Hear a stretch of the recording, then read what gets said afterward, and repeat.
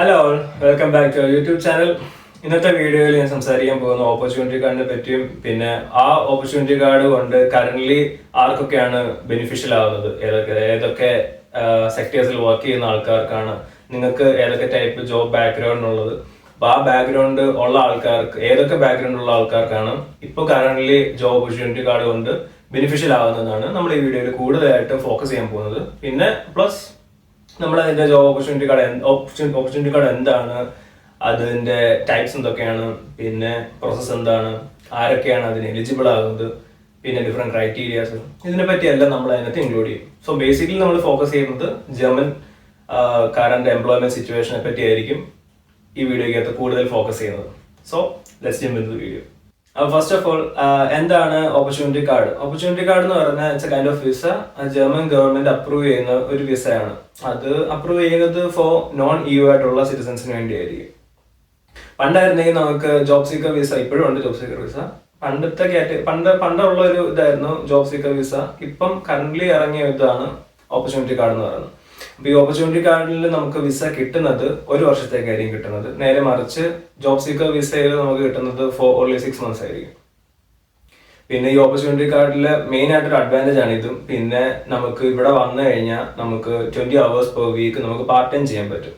നേരെ മറിച്ച് job seeker വിസയിൽ നമുക്ക് അങ്ങനെയൊന്നും ചെയ്യാൻ പറ്റത്തില്ല. നമുക്ക് ഉള്ളി ആ വിസ ഫോർ നമ്മൾ ജോബ് കണ്ടെത്തുക, അതിനുവേണ്ടി മാത്രമേ ഉള്ളൂ ആ വിസയുടെ വാലിഡിറ്റി. പിന്നെ നമുക്ക് അങ്ങനെ വർക്ക് ചെയ്യാൻ പറ്റുന്നത് കൊണ്ട് തന്നെ നമുക്ക് ഫൈനാൻഷ്യലി നമ്മുടെ എല്ലാ കാര്യങ്ങളും നമുക്ക് മീറ്റ് ചെയ്യാൻ പറ്റും ഓപ്പർച്യൂണിറ്റി കാർഡിൽ നമ്മളിവിടെ വരുമ്പോൾ. സോ ഇതൊക്കെയാണ് അതിന്റെ ബേസിക് അഡ്വാൻറ്റേജ്. പിന്നെ ഈ രണ്ട് വിസ കാറ്റഗറിയിലും നമുക്ക് ബ്ലോക്ക് നമ്പർ നമ്മളിട്ട് കാണിക്കണം. പിന്നെ ഇത് രണ്ടിന്റെ പ്രൊസീജിയേഴ്സ് നടക്കുന്നത് ജർമ്മൻ കോൺസുലേറ്റ് വഴിയായിരിക്കും. സോ അതെല്ലാം പക്ക സെയിം രീതിയിലൊക്കെ തന്നെ ആയിരിക്കും. അപ്പൊ അത്രേ ഉള്ളൂ എന്താണ് ഇതിന്റെ ഒരു ഇൻട്രൊഡക്ഷൻ, ഓപ്പർച്യൂണിറ്റി കാർഡും ജോബ് സീക്കർ വിസയും. ജോബ് സീക്കർ വിസ ഞാൻ ചുമ്മാ ഇൻക്ലൂഡ് ചെയ്യുന്നേ ഉള്ളൂ, നിങ്ങൾക്ക് ഒരു ഐഡിയ കിട്ടാൻ വേണ്ടി. സോ ഇതാണ് ബേസിക്കലി ഓപ്പർച്യൂണിറ്റി കാർഡ് എന്ന് പറയുന്നത് എന്താണെന്ന് വെച്ചാൽ. അപ്പൊ എന്താണ് ഓപ്പർച്യൂണിറ്റി കാർഡ് എന്നതിനെ പറ്റി നിങ്ങൾക്ക് ഒരു ഐഡിയ ഉണ്ടായെന്ന് ഞാൻ വിശ്വസിക്കുന്നു. പിന്നെ സെക്കൻഡ്ലി നമ്മൾ പറയാനാണെങ്കിൽ ഹു ക്യാൻ അപ്ലൈ, ആർക്കൊക്കെ നമുക്ക് ഓപ്പർച്യൂണിറ്റി കാർഡിന് വേണ്ടി അപ്ലൈ ചെയ്യാൻ പറ്റും എന്നുള്ളത് നമുക്ക് നോക്കാം. ഓപ്പർച്യൂണിറ്റി കാർഡ് ബേസിക്കലി രണ്ട് രീതിയിൽ നമുക്ക് അപ്ലൈ ചെയ്യാൻ പറ്റും. രണ്ട് രീതിയിൽ എന്ന് പറഞ്ഞാൽ രണ്ട് ഡിഫറെന്റ് കാറ്റഗറീസ് ഉണ്ട്. അതിൽ ഫസ്റ്റ് എന്ന് പറയുന്നത് ഡയറക്റ്റ് ആയിട്ട് നമുക്ക് അപ്ലൈ ചെയ്ത് ഓപ്പർച്യൂണിറ്റി കാർഡ് നമുക്ക് കിട്ടാനുള്ള സാധ്യതയുണ്ട്. സെക്കൻഡ് കേസ് എന്ന് പറയുന്നത് ഒരു പോയിന്റ് ബേസ് സിസ്റ്റം ആയിരിക്കും. ഇതിൽ ഫസ്റ്റ് കേസ് നമുക്ക് നോക്കാം. ഫസ്റ്റ് കേസ് എന്ന് പറയുന്നത് ഇപ്പൊ നമ്മുടെ ക്വാളിഫിക്കേഷൻസ് എല്ലാം, ഇപ്പൊ നമ്മുടെ എഡ്യൂക്കേഷൻ ക്വാളിഫിക്കേഷൻ ഫോർ എക്സാമ്പിൾ, അത് നമ്മുടെ യൂണിവേഴ്സിറ്റി അല്ലെങ്കിൽ നമ്മുടെ ഡിഗ്രി ഈ ജർമ്മൻ ഗവൺമെന്റിന്റെ അണ്ടറിൽ അനർക്കെന്നുങ് എന്ന് പറയും, അതായത് റെക്കഗ്നേഷൻ, ജർമ്മൻ ഇതിൽ റെക്കഗ്നൈസ്ഡ് ആണെങ്കിൽ നമുക്ക് വേറൊരു ആ സെക്കൻഡ് പറഞ്ഞ കാറ്റഗറിയിലോട്ട് നോക്കേണ്ട ആവശ്യമില്ല, പോയിന്റ് ബേസ് സിസ്റ്റത്തിലോട്ട് നോക്കേണ്ട ആവശ്യമില്ല. നമുക്ക് ഡയറക്ട്ലി ഓപ്പർച്യൂണിറ്റി കാർഡിൽ അപ്ലൈ ചെയ്ത് ജർമ്മനിലോട്ട് വരാൻ പറ്റും. അപ്പോൾ ക്വാളിഫൈ ചെയ്യാൻ വേണ്ടിയുള്ള സെക്കൻഡ് കാറ്റഗറി എന്ന് പറയുന്നത് പോയിന്റ് ബേസ് സിസ്റ്റം ആണ്. ഈ പോയിന്റ് ബേസ് സിസ്റ്റം എന്ന് പറയുന്നത് നമുക്ക് മിനിമം ഒരു 6 points ഉണ്ടായിരിക്കണം ഇതിൽ ക്വാളിഫൈ ചെയ്യാൻ വേണ്ടി. അതിൽ ബേസിക്കലി എന്താ മീൻ ചെയ്യുന്നത് വെച്ചാൽ നമ്മുടെ ഇപ്പം നമ്മൾ ഫസ്റ്റ് പോയിന്റ് പറഞ്ഞ നമ്മുടെ ഡിഗ്രി ഫുള്ളി ഇവിടെ റെക്കഗ്നൈസ്ഡ് ആണെങ്കിൽ നമുക്ക് ഇത് ഈ സെക്ടറിലോട്ട് വരേണ്ട, ഈ ഒരു കേസിലോട്ട് വരേണ്ട ആവശ്യമില്ല. നമുക്ക് ഫസ്റ്റ് കേസിൽ തന്നെ നമുക്ക് ഡയറക്ട്ലി ക്വാളിഫൈ ആയി നമുക്ക് അങ്ങനെ പോകാൻ പറ്റും. സെക്കൻഡ് കേസിന്റെ മെയിൻ പ്രയോറിറ്റി എന്ന് പറയുന്നത് ഇതാണ്, നമുക്ക് 6 points മിനിമം ഉണ്ടായിരിക്കണം. അപ്പൊ അതിൽ നമ്മുടെ ഡിഗ്രി അല്ലെങ്കിൽ നമ്മുടെ യൂണിവേഴ്സിറ്റി ജർമ്മനിൽ റെക്കഗ്നൈസ്ഡ് ആയിരിക്കണം. അതല്ലാത്ത പക്ഷമാണ് നമ്മൾ ഈ കേസിലോട്ട് നോക്കേണ്ടത്. അപ്പൊ അതിൽ എങ്ങനെ നോക്കാൻ പറ്റും എന്ന് പറഞ്ഞാൽ ഈ അനബി എന്ന് പറയുന്ന ഒരു വെബ് പേജ് ഉണ്ട്. അപ്പൊ അതിൽ കയറി നമുക്ക് സെർച്ച് ചെയ്ത് നോക്കാം നമ്മുടെ ഡിഗ്രി ഇത് ഇവിടെ റെക്കഗ്നൈസ്ഡ് ആണോ എന്ന് നമുക്ക് നോക്കാൻ പറ്റും. അതിൽ H+ എന്ന് പറയുന്ന ഒരു സ്റ്റാറ്റസ് ആണെന്നുണ്ടെങ്കിൽ നമ്മുടെ ഡിഗ്രി അല്ലെങ്കിൽ നമ്മുടെ യൂണിവേഴ്സിറ്റി ഇവിടെ ഒബ്വിയസ്ലി റെക്കഗ്നൈസ്ഡ് ആണ്. H+, H- അല്ലെങ്കിൽ ആ ഒരു അങ്ങനത്തെ ഒരു കാറ്റഗറി നിൽക്കുവാണെങ്കിൽ, അങ്ങനത്തെ ഒരു സ്റ്റാറ്റസ് കാണിക്കുന്നതെങ്കിൽ ഒബ്വിയസ്ലി അത് റെക്കഗ്നൈസ്ഡ് അല്ല. അപ്പൊ ഈ സെക്കൻഡ് പോയിന്റിൽ നമ്മുടെ ഡിഗ്രി പാർഷ്യലി റെക്കഗ്നൈസ്ഡ് എന്നുള്ള കേസ് ആണെങ്കിൽ നമ്മൾ ഫസ്റ്റ്ലി നമ്മൾ നോക്കേണ്ടത് അതാണോ നോക്കണം. പാർഷ്യൽ റെക്കഗ്നൈസ്ഡ് ആണെങ്കിൽ നമുക്ക് ഈ പോയിന്റ് ബേസ് സിസ്റ്റത്തിലോട്ട് പോകേണ്ട ആവശ്യമുണ്ട്. അപ്പൊ അതിൽ ഫസ്റ്റ്ലി എഡ്യൂക്കേഷൻ. അപ്പൊ അങ്ങനത്തെ ഒരു കേസാണ് കാണിക്കുന്നതെങ്കിൽ പാർഷ്യലി റെക്കഗ്നൈസ്ഡ് ആണെങ്കിൽ നമുക്ക് കിട്ടുന്നത് വെറും 4 points ആയിരിക്കും. എന്നിട്ട് പിന്നെ നമ്മൾ നോക്കണം നമുക്ക് ക്വാളിഫിക്കേഷൻ. നമ്മുടെ ക്വാളിഫിക്കേഷൻ നാട്ടിൽ ചെയ്തേക്കുന്ന ഒരു ഷോർട്ടേജ് ഇതിൽ വരുന്ന, ഇപ്പൊ നമ്മുടെ ഇവിടുത്തെ ജർമ്മനിയിലെ ഷോർട്ടേജ് സെക്ടേഴ്സിൽ വരുന്ന ജോബ് ആണെങ്കിൽ അല്ലെങ്കിൽ അങ്ങനത്തെ ഒരു എക്സ്പീരിയൻസ് നമുക്ക് ഉണ്ടെങ്കിൽ നമുക്ക് 1 point കിട്ടും.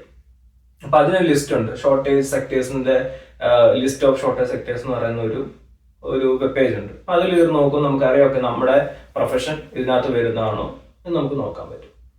പിന്നെ അതിലെ തേർഡ് പോയിന്റ് എന്ന് പറയുന്നത്, അതിലെ തേർഡ് സബ് കാറ്റഗറി എന്ന് പറയുന്നത് ഫസ്റ്റ് നമ്മൾ പറഞ്ഞ എഡ്യൂക്കേഷൻ, പിന്നെ ക്വാളിഫിക്കേഷൻ, പിന്നെ നമ്മുടെ വർക്ക് എക്സ്പീരിയൻസ്. നമ്മുടെ വർക്ക് എക്സ്പീരിയൻസ് നാട്ടിൽ ഇപ്പം നിങ്ങൾ ഫോർ എക്സാമ്പിൾ 2 to 3 പോയിന്റ്സ് അതിന് കിട്ടും. അതെങ്ങനെയാണെന്ന് വെച്ചാൽ നമ്മുടെ നാട്ടിൽ നമ്മളിപ്പം വിത്തിൻ ലാസ്റ്റ് 5 years കൊണ്ട് നമുക്ക് 2 years ഓഫ് എക്സ്പീരിയൻസ് ഉണ്ടെങ്കിൽ നമുക്ക് 2 പോയിന്റ് കിട്ടും.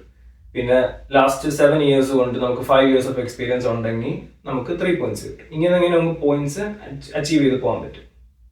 പിന്നെ പിന്നെ അവർ നോക്കുന്ന മെയിൻ ഒരു റിക്വയർമെന്റ് എന്ന് പറയുന്നത് അതിൽ ഫർദർ സബ് കാറ്റഗറി പറയുന്നത് ലാംഗ്വേജ് സ്കില്ല്. നമുക്കിപ്പോൾ German language skill A1 കൂട്ടത്തില്ല, A2 തൊട്ട് B2 വരെയുള്ള കേസ് നോക്കാം. A2 നമുക്കുണ്ടെങ്കിൽ നമുക്ക് എനിക്ക് തോന്നുന്നു 1 പോയിന്റ് അങ്ങനെ കിട്ടത്തുള്ളൂ. പിന്നെ B1 ഉണ്ടെങ്കിൽ 2 പോയിന്റ് കിട്ടും, B2 ഉണ്ടെങ്കിൽ 3 പോയിന്റ്സ് കിട്ടും. പ്ലസ് നിങ്ങൾക്ക് പോയിന്റ്സ് കുറച്ചും കൂടെ കൂടുതൽ അക്വയർ ചെയ്യാൻ പറ്റും. എപ്പോഴാന്ന് വെച്ചാൽ നമുക്ക് C1 ഇംഗ്ലീഷിലുണ്ടെങ്കിൽ, ഇംഗ്ലീഷ് ലാംഗ്വേജിലുണ്ടെങ്കിൽ നമുക്ക് പോയിന്റ്സ് പിന്നെയും കൂടുതൽ കിട്ടും. അതിൽ 5th സബ് കാറ്റഗറി എന്ന് പറയുന്നത് നമ്മുടെ ഏജ് ആണ്. നമ്മുടെ ഏജ് 35 yearsനും കുറവാണെങ്കിൽ നമ്മൾ അപ്ലൈ ചെയ്യാൻ നേരത്ത്, അതായത് നമ്മള് ബർത്ത് ഡേറ്റ്, അതായത് ബർത്ത്ഡേ ആവുന്നതിന് ആ ഒരു ദിവസം വരെ നമുക്ക് അങ്ങനെ അപ്ലൈ ചെയ്യുമ്പോൾ ഇപ്പൊ എനിക്ക് ഫോർ എക്സാമ്പിൾ ഇന്ന് 35 വയസ്സാവുകയാണെങ്കിൽ ടിൽ ആ ഡേറ്റ് വരെ നമുക്ക് അപ്ലൈ ചെയ്യുമ്പോൾ നമുക്ക് വിത്തിൻ ആ ഡേറ്റ് അപ്ലൈ ചെയ്യുമ്പോൾ നമുക്ക് 2 പോയിന്റ്സ് കിട്ടും. പിന്നെ അതിൽ വേറെ വരുന്ന സബ് കാറ്റഗറി എന്ന് പറയുന്നത് നമ്മുടെ സ്പൗസ്. ഇപ്പൊ നമ്മുടെ സ്പൗസിന് നമ്മൾ രണ്ടുപേരും, സ്പൗസും നമ്മുടെ പാർട്ട്ണർ രണ്ടുപേരും ഒരുമിച്ച് ജർമ്മനിലോട്ട് വരാൻ വേണ്ടിയ ഈ ഓപ്പർച്യൂണിറ്റി കാർഡിൽ അതിൽ സ്പൗസ് ഈ പറഞ്ഞ റിക്വയർമെന്റ് എല്ലാം മീറ്റ് ചെയ്യുന്നുണ്ടെങ്കിൽ നമുക്ക് 1 പോയിന്റ് കിട്ടും. പിന്നെ അതിൽ ഫൈനൽ സബ് കാറ്റഗറി എന്ന് പറയുന്നത് previous years of stay in Germany. അതായത് നമ്മൾ ലാസ്റ്റ് 5 years കൊണ്ട് 6 months എങ്കിലും മിനിമം ഇവിടെ നിന്നിരിക്കണം എന്നുള്ള ഒരു ഇതുണ്ട്. പക്ഷെ അത് ചുമ്മാ നിൽക്കാൻ പറ്റില്ല. നമ്മൾ ടൂറിസം വിസയിലോ അല്ലെങ്കിൽ വിസിറ്റിംഗ് വിസയിലോ വന്നതൊന്നും ഇതിന്റെ അകത്ത് ഇൻക്ലൂഡ് ചെയ്യത്തില്ല. നമ്മൾ നേരെ മറിച്ച് ഇവിടെ ലാംഗ്വേജ് പഠിക്കാനോ അല്ലെങ്കിൽ എന്തെങ്കിലും വർക്ക് റിലേറ്റഡ് ആയിട്ടുള്ള കാര്യങ്ങളോ അങ്ങനെ എന്തെങ്കിലും ഇവിടെ വന്നെങ്കിൽ മാത്രമേ നമ്മൾ അത് അവർ ആ കാറ്റഗറിയിൽ ഇൻക്ലൂഡ് ചെയ്യത്തുള്ളൂ. അപ്പൊ നമുക്ക് കിട്ടുന്ന 1 പോയിന്റേ കിട്ടത്തുള്ളൂ. ഇതാണ് ബേസിക്കലി നമ്മൾ പോയിന്റ് ബേസ് സിസ്റ്റത്തിന്റെ കാൽക്കുലേഷൻസ് പറഞ്ഞത്.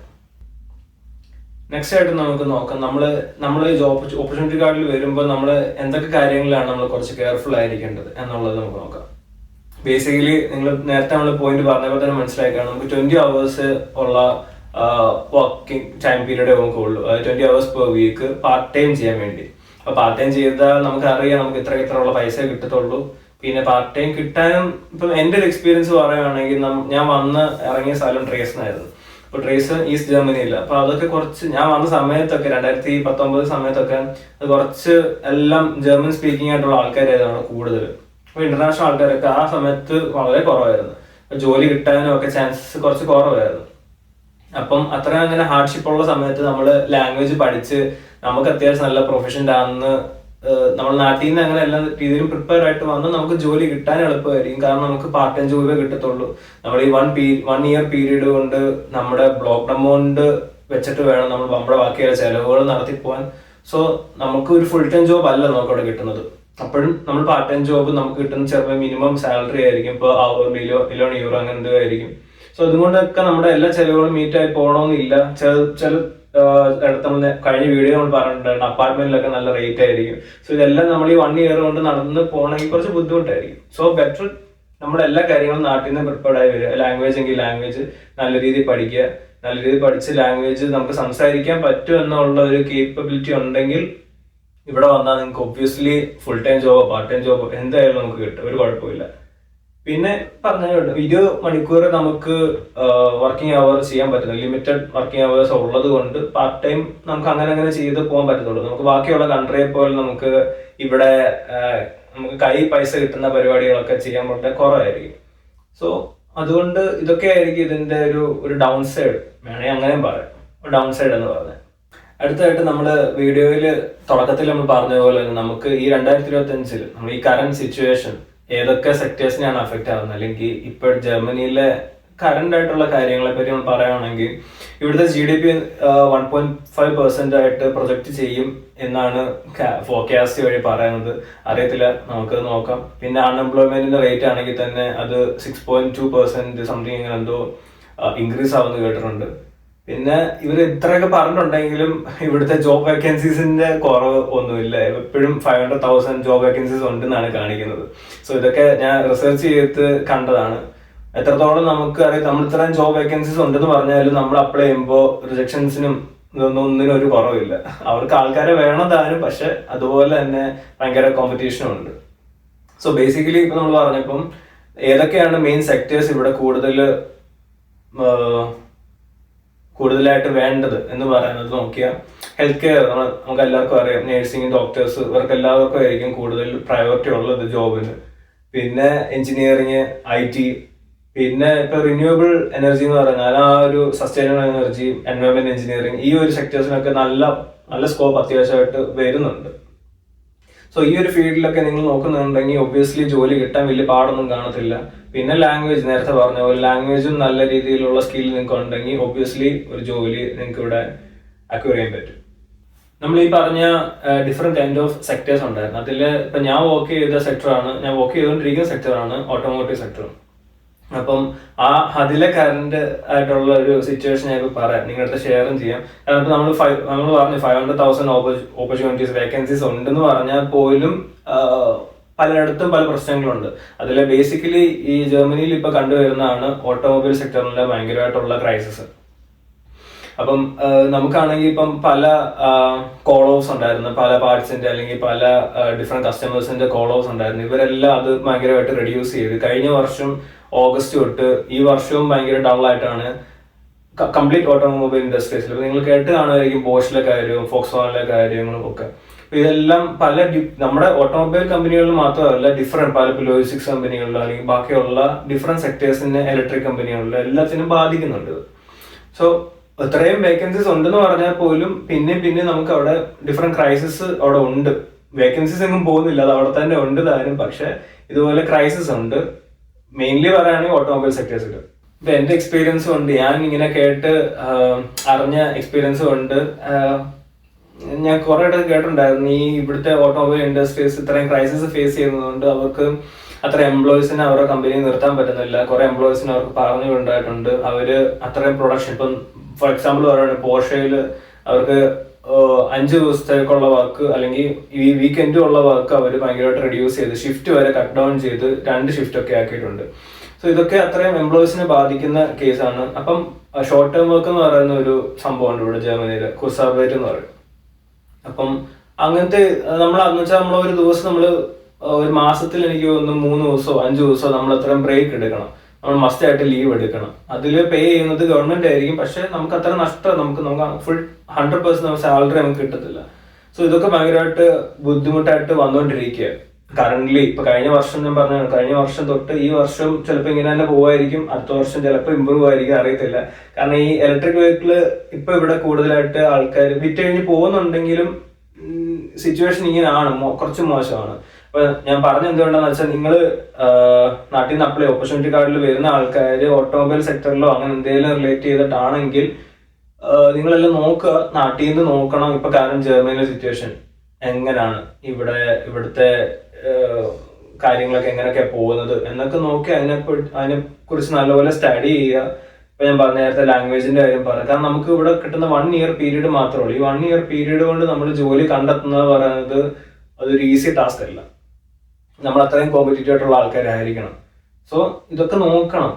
ഒരു കൺട്രീനെ പറ്റി സ്റ്റഡി ചെയ്തതിനു ശേഷം മാത്രം ഇവിടെ വരിക. ഇപ്പൊ ഞാൻ പറഞ്ഞ ഈ ഒരു വർഷത്തെ കാര്യം ഇങ്ങനെയൊക്കെ തന്നെ ആയിരിക്കും. ഓട്ടോമൊബൈലിലെ കാര്യമാണ് പറയുന്നത്.